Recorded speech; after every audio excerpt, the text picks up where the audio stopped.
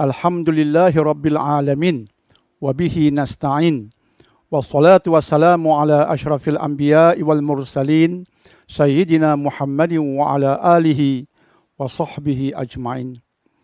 Apa khabar tuan-tuan dan puan-puan yang dihormati lagi dimuliakan?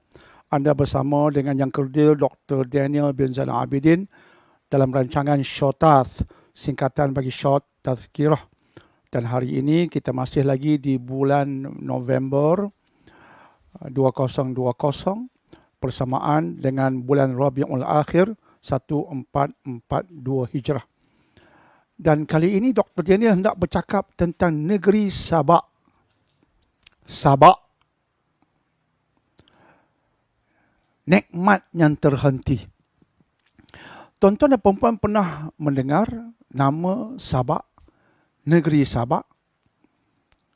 Bagi orang yang tadabbur Al-Quran, alhamdulillah, dia akan sedar ada satu surah dalam Al-Quran yang temanya Sabak, iaitu surah nombor 34 dalam Al-Quran. Dan ya, ada sebabnya Allah mengangkat cerita bumi Sabak ini untuk dipaparkan kepada kita. Dia bukan cerita kosong. Dia cerita yang datang dari Allah, mesti ada paparan yang perlu kita fikirkan, tadabbur tentangnya.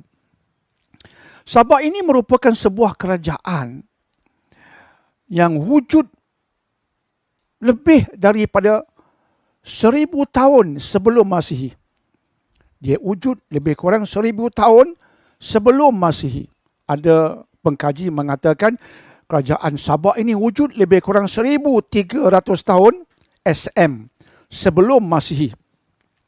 Dan dia wujud di wilayah Yaman yang kita kenali sekarang. Dan dia sebuah kerajaan yang amat masyhur, lagi fenomenal. Dan Al-Quran menceritakan tentangnya dalam surah Sabak. Dan saya nak fokus kepada ayat nombor 15 dan 16 surah Sabak, surah nombor 34. Allah berfirman, laqad kana li saba'in fi maskanihim ayah, jannatani an yamin wa shimal, sampai ke hujung ayat. Maksudnya, sesungguhnya bagi kaum Sabak, tentang kaum Sabak, ada tanda tentang kekuasaan Tuhan, tentang tempat kediaman mereka. Iaitu ada 2 kebun, di sebelah kanan dan juga di sebelah kiri. Dan di hujung ayat nombor 15, Allah berfirman, Kulu mir rizqi rabbikum, makanlah dari rezeki Tuhanmu, washkurulah, dan bersyukurlah kepadanya, kepada Allah, baldatun thayyibatun wa rabbun ghafur, negeri yang makmur, yang thayyibah, negeri yang baik lagi makmur, dan Tuhan yang maha pengampun. Baldatun thayyibatun wa rabbun ghafur, satu ungkapan yang kita popularkan daripada Quran bila menceritakan tentang negara ataupun negeri yang makmur, yang aman, yang damai dalam kebaikan. Mencontohi Sabak. Maka ia sebuah negeri, pastinya ada kerajaan yang ada kebun yang amat subur. Dan ada ulama yang mengatakan bahawa kebun-kebun ini kiri dan kanannya dihimpit oleh 2 gunung. Dan dia berada di wilayah tanah subur ini, taman subur ini berada di wilayah Ma'rib. Dan dia subur juga dibantu oleh empangan yang dipanggil sebagai empangan Arim di bumi Ma'rib ini.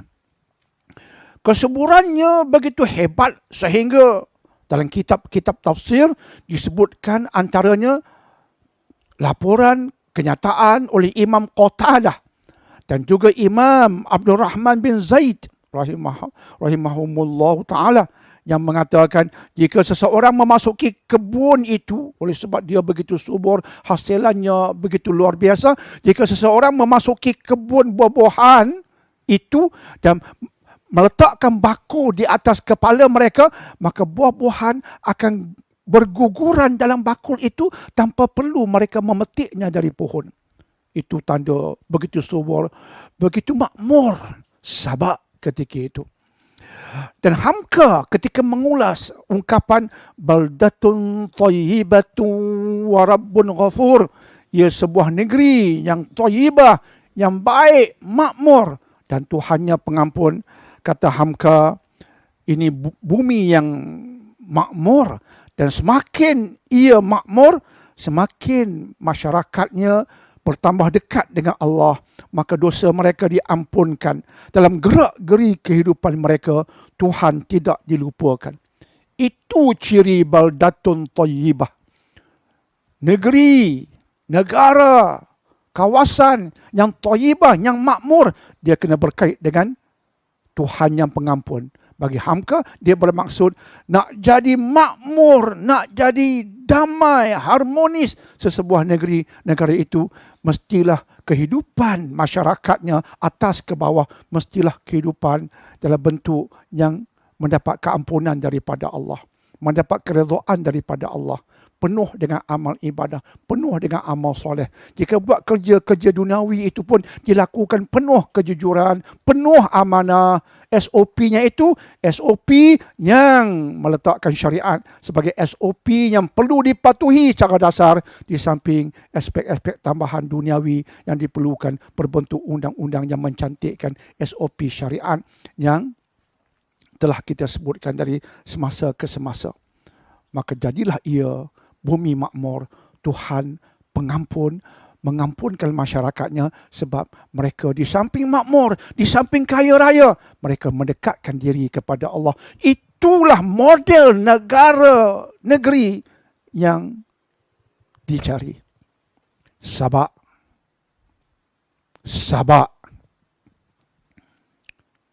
Tiba-tiba datang ayat 16. Tadi ayat 15. Tiba-tiba ayat 16 datang, dan ayat 16 bermula dengan fa'aradu. Pendek saja kalam Allah. Pendek saja kalam ilahi. Fa'aradu. Apa maksudnya? Dan mereka kemudiannya berpaling. Tadinya minta ampun pada Allah, molek sungguhlah, makmur sungguh negeri. Kiri kanan ada kebun yang besar, luas, subur, empangan ari, Masya Allah, membantu kesuburan, Masya Allah. Tiba-tiba fa'aradu. Ditafsirkan fa'aradu sebagai berpaling.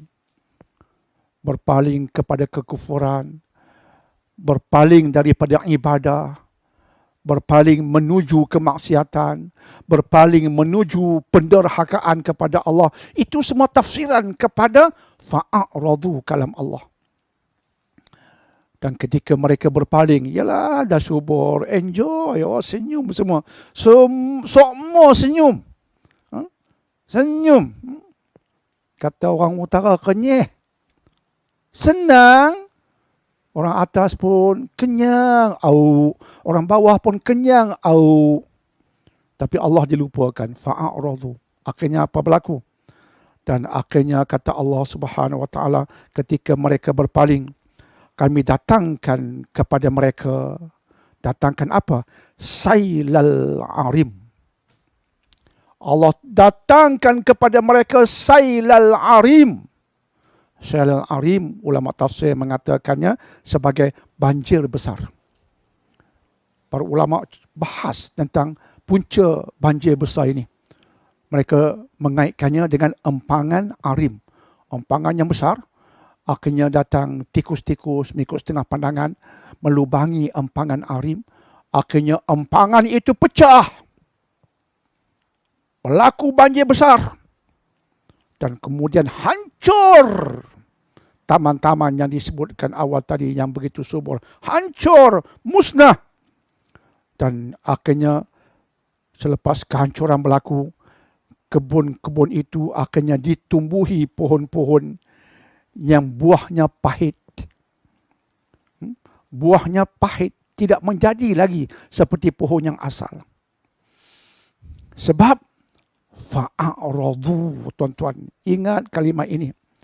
Bila kita kenyang, sihat, damai, makmur. Ingat, jangan a'radu. Jangan berlaku i'rad. Jangan berlaku keadaan berpaling daripada kepatuhan kepada Allah. Rupa-rupanya ayat ini mendidik kita tentang sabar. Bahawa satu negara yang makmur boleh berubah sekelip mata kepada kemiskinan, kepapaan, kesusahan, penderitaan, masalah dan sebagainya bila kita mula berpaling daripada Allah. Jadi berpaling daripada Allah ini mengundang siksaan dan azab. Negeri Sabak, nikmat yang terhenti disebabkan berpaling daripada Allah. Saya ulangi, jelas sekali bila kita mendapat kemakmuran, kebahagiaan, jangan fikir dia akan berterusan. Dia boleh berhenti. Dan jika dia berhenti, periksalah diri kita bersama. Besar kemungkinan ada kesilapan yang kita lakukan terhadap Tuhan, terhadap agama. Check ourselves. Maybe we have transgressed the limits of Islam, the limits of our deen, the limits of the Syariah. Muhasabah diri kita tentang itu. Semoga insya-Allah dengan kisah sabar ini, merujuk pada surah nombor 34, semoga kita sama-sama memuhasabah diri kita di saat kita diuji ini. Semoga kita kembali kepada Allah, dan semoga bila kita kembali kepada Allah, ia bermaksud beribadah kepada Allah, minta ampun kepada Allah, mencari kelemahan diri kita, bukan senang-senang nak mencari kelemahan orang. Jauhi daripada media sosial yang kita gunakan untuk mengutuk orang, menambahkan akaun dosa besar, buka file dosa besar, buka file dosa besar, buka file dosa besar. Stop all that. Tapi bukalah file akaun kebaikan, akaun amal soleh, akaun istighfar. Buka akaun itu sekarang. Semoga negara kita jadi baldatun thayyibatun wa rabbun ghafur. Mari kita kembali kepada Allah. Kita bertemu di lain ketika. Wabillahi taufiq wa hidayah. Wassalamualaikum warahmatullahi wabarakatuh.